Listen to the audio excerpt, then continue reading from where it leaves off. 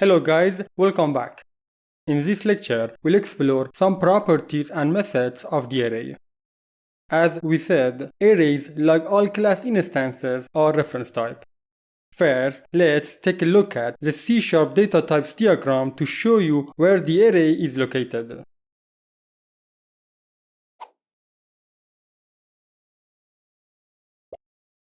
As you can see, the array type is placed in the reference types category.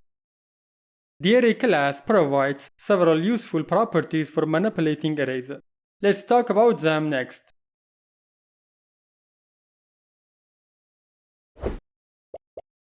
Okay, the length and rank properties are very useful in the array class.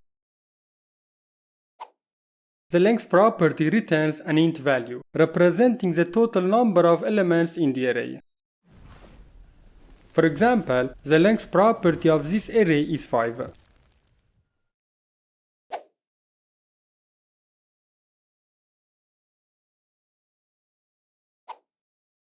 Okay, the rank property returns an int value, representing the number of dimensions in the array. In these examples, in the first one, we can see a simple array of int. And in the second one, we have a 2-dimensions array that is an array of arrays. In the upcoming lectures, we discuss multi-dimension arrays. For now, let's print the value of the rank property for each of these arrays to see what happens.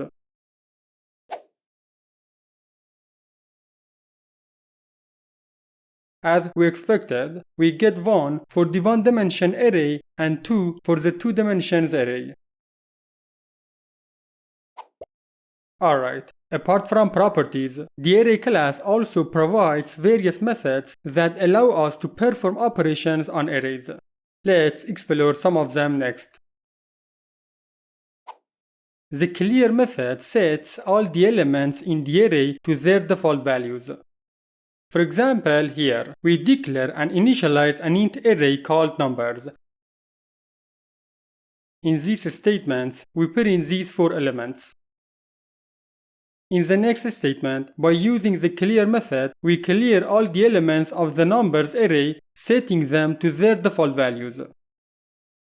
Since it's an array of int, the default value is 0. So, when we print these elements again, this time their value is 0.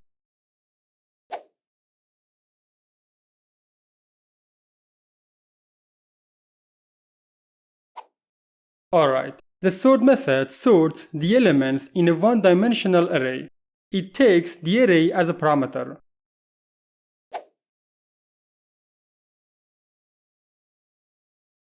As you can see in this example, this method sorts the elements of the array in ascending order.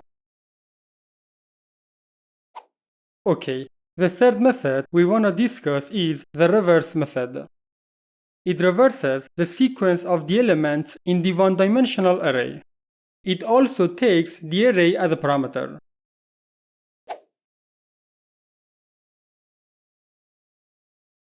In this example, it reverses the order of elements in the numbers array. Okay, the index of method searches for the specified element in a 1-dimensional array and returns the index of its first occurrence. It takes the array and the element to be searched as the parameters. For example, here, it searches for the first occurrence of the value 5 in the numbers array. In this array, there are 2 elements with a value of 5 in the first and third indexes. This method returns the index of the first occurrence, which is 1.